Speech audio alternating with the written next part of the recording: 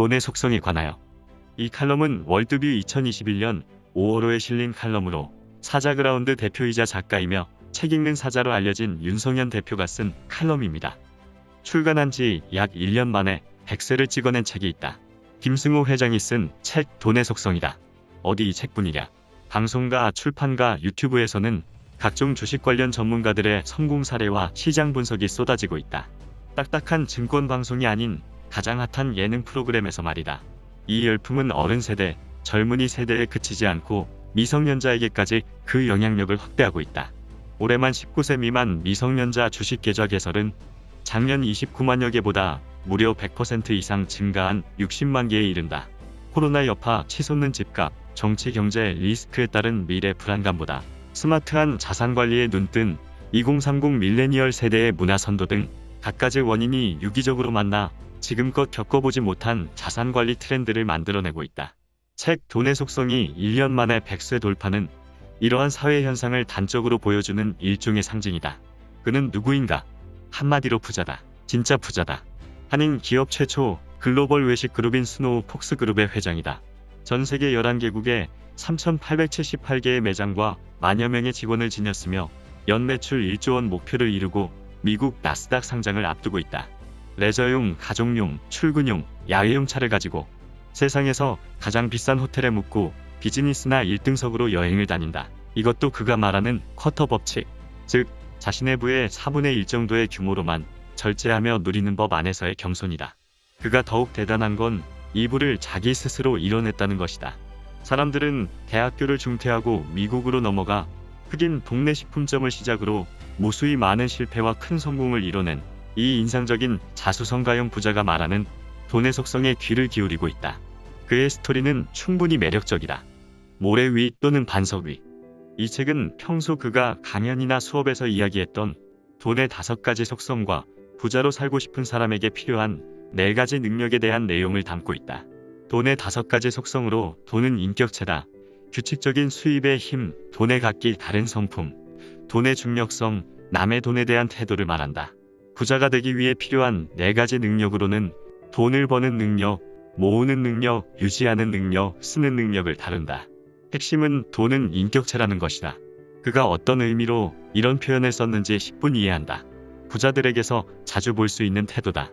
그러나 복음적이지는 않다. 세계적인 복음주의 조직 신학자 웨인 그루뎀은 그에 져서 하나님을 영화롭게 하는 비즈니스에서 돈은 매우 유용한 도구, 돈은 교환의 매개물이라고 말한다. 돈을 인격체로 보는 것과 그저 유용한 도구라 보는 것의 차이는 상당하다. 바라보는 관점이 본질적으로 다르다.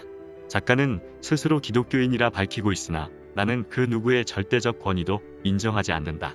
신에게라도 자유의지를 빼앗길 수 없다. 내가 하나님을 위해 존재하는 것이 아니라 나의 행복을 위해 신도 존재하기 때문이다. 에서는 그의 신앙관이 신본과 인본 사이에 어떤 곳에 무게추가 있는지 유추할 수 있다. 더 나아가 자신이 어려울 때나 성공할 때나 신은 무슨 일이든 관여하지 않음으로써 공평함을 이루신다. 신은 세상이 스스로 돌아가도록 관여하지 않음으로써 자신의 공평함을 나타내신다. 라는 부분은 이신론적인 신앙관이라 보이는 부분이다. 어느 사람이 아무리 인격이 고상하고 훌륭하고 재력이 있다 해도 아닌 건 아닌 거다. 이 책 저자가 돈을 인격체라 바라보는 관점은 자신의 철학의 토대가 되는 부분이다. 물론 저자가 말하고자 하는 바는 건강하고 담백하다.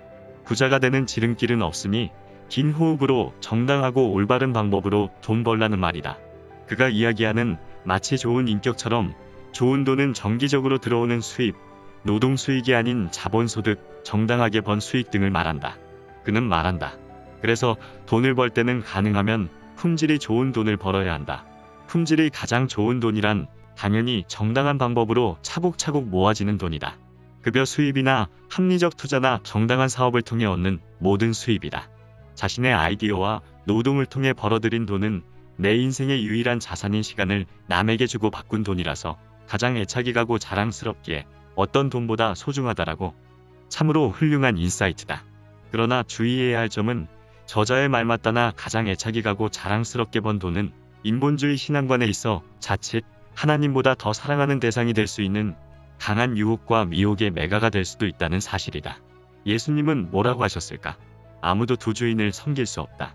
그렇게 되면 한편을 미워하고 다른 편을 사랑하든가 아니면 한편에게는 충성을 다하고 다른 편은 무시하게 될 것이다. 너희는 하나님과 재물을 함께 섬길 수 없다. 핵심은 함께 섬길 수 없다라는 점이다. 한마디로 하나님과 돈은 애초부터 서로 균형 있게 다가갈 수 있는 개념이 아니라는 말이다. 그건 균형이 아닌 혼탁이다. 지혜가 아닌 변질이다. 웨인 그루뎀은 그에 져서 하나님을 영화롭게 하는 비즈니스에서 돈을 사랑하는 게 문제지 돈 그 자체가 문제는 아니다라며 사실 돈은 기본적으로 선한 것이라는 획기적인 주장을 한다. 어떤 선한 것이 왜곡될 수 있다고 해서 그것 자체로 악하다고 말하는 것은 옳지 못하다. 돈은 그 자체로 선하며 하나님을 영화롭게 할 많은 기회를 제공한다. 라며 말이다. 그러나 우리가 갖고 있는 잘못된 물질관을 바꿔주기 위해 최선을 다하고 있는 웨인 그루뎀 역시 본문 말미에 하나님과 재물을 함께 섬길 수 없다. 라는 영적 원리를 분명히 명시하고 있다. 부자가 돈의 속성을 말해주는 책에서 집요하게 말꼬투리를 잡을 생각은 없다. 그러나 100세가 넘게 팔린 책에 밑줄 긋고 읽고 있을 수십만 독자 중 크리스천이 있다고 한다면 이 책을 읽기 전 이 책을 구매하고 읽고 있는 자신의 마음의 동기를 한번 다시 돌아보라는 말이다. 이 책을 통해 지으려 하는 물질관이라는 집을 모래 위가 아닌 반석 위에 지으라는 말이다. 쉽게 말해 오직 주께 영광을 위한 스마트 자산 관리, 오직 주께 영광을 위한 재산 증식을 위한 공부를 하자는 말이다. 그래야 부자의 인사이트와 부자의 가치관을 매개로 가해지는 그 어떤 현혹을 구별할 수 있다. 복음 필터의 위력. 부자는 왜 이 책을 썼을까? 부자가 되는 진짜 비결을 혼자 알아서 더욱 부자가 될 수 있을 텐데 말이다. 몇 가지 이유가 있겠으나 그중 하나는 분명 좋은 의도일 것이다. 비록 비복음적 요소가 있다 할지라도 말이다. 실제로 이 책에 담겨있는 인사이트가 상당하다. 생각해보라. 우리가 수백 수천억 원의 자산가가 말하는 돈의 속성과 자기 인생의 온갖 고초를 통해 겪은 삶의 지혜를 어떻게 들을 수 있겠나. 우리가 저자와 같은 부호와 말을 섞을 수 있는 방법은 그의 공개 강의 시간 후 이어지는 질의응답 시간에 운 좋게 간택되어 질문 몇 줄 묻는 게 일반적인 방법이다. 쉽게 만날 수도 없는 사람일 뿐더러 만났다 하더라도 초면에 우리에게 수시간을 투자해 자신의 철학과 갖가지 귀한 노하우를 알려줄리 만무하다. 저자의 말처럼 실제로는 돈을 벌어본 적이 없는 이론가가 쓴 책이나 강연은 많다. 그러나 저자 같은 위치에 있는 다른 저자는 별로 없다. 한마디로 이 책은 희소하다는 말이다. 사람이 많이 찾는 데는 부정적이든 긍정적이든 유의미한 그 무엇이 있다. 탈무드에 가난하더라도 부자의 줄을 서라라는 말이 있다고 한다. 꼭 부자가 되고 싶어하는 열망 때문이 아니더라도 이왕 어떤 일을 할 때 부자 곁에 있어 그들이 어떤 생각을 하는지 어떤 식습관과 생활습관을 갖고 있는지 직접 보고 배우라는 말이다. 부자라고 하면 부정적 색안경부터 끼고 보는 우리나라 사람들은 반발심부터 생기겠지만 유튜브의 부자 동네에서 일하며 느낀 것을 말하는 다양한 직업군 종사자의 인터뷰와 그 밑에 달린 수백 수천 개의 댓글을 읽어보라. 부자는 그저 척결 대상일 뿐인지 아니면 우리가 보고 배울 게 있는 그 어떤 습관과 행동을 하고 있는 사람들인지 말이다. 저자는 책 후반에 돈을 모으는 4가지 습관을 소개한다.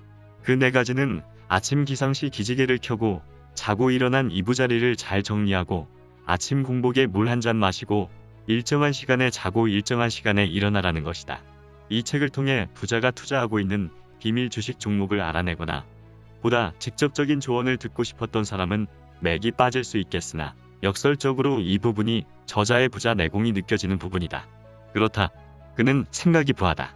자수성가형 부자들에게서 보이는 과한 자신감과 삶의 철학에 우려스러운 부분도 있는 것은 사실이나 그럼에도 그의 도전의식과 되도록 좋은 돈을 벌기 위해 카지노 주식을 사거나 생명을 해하는 수익을 거절하는 그의 삶의 태도는 분명 훌륭하다. 비판은 쉽다. 그저 자기 마음에 안 드는 것에 논리를 입혀 이야기하면 된다. 그러나 비판만 하는 것은 하수다. 새 예루살렘이 도래하기 전까지 이 세상과 우리는 그 근본이 비판할 것 투성이기 때문이다. 이미 빨간색을 이렇기 때문에 빨갛다, 저렇기 때문에 빨갛다 하는 것이 어떻게 높은 가치를 지니고 있다고 말할 수 있겠는가. 그러나 반대로 그 와중에도 유의미한 인사이트를 발견해 새로운 의미를 부여하며 개인이나 공동체에 보다 밝고 훌륭한 가치를 전달해 줄 수 있다면 그건 참으로 높은 가치라 할 수 있다. 무슨 말인가?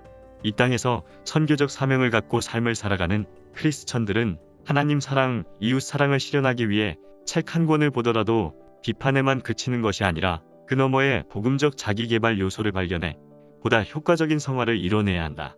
혈과 육, 그 너머에 있는 악한 영과 치열하게 싸우되 함께 사는 우리 이웃들, 심지어 내가 가장 싫어하고 미워하는 나의 원수들까지 사랑할 수 있는 그들의 모습을 통해서도 배울 것을 찾아내는 크리스천이 되는 것.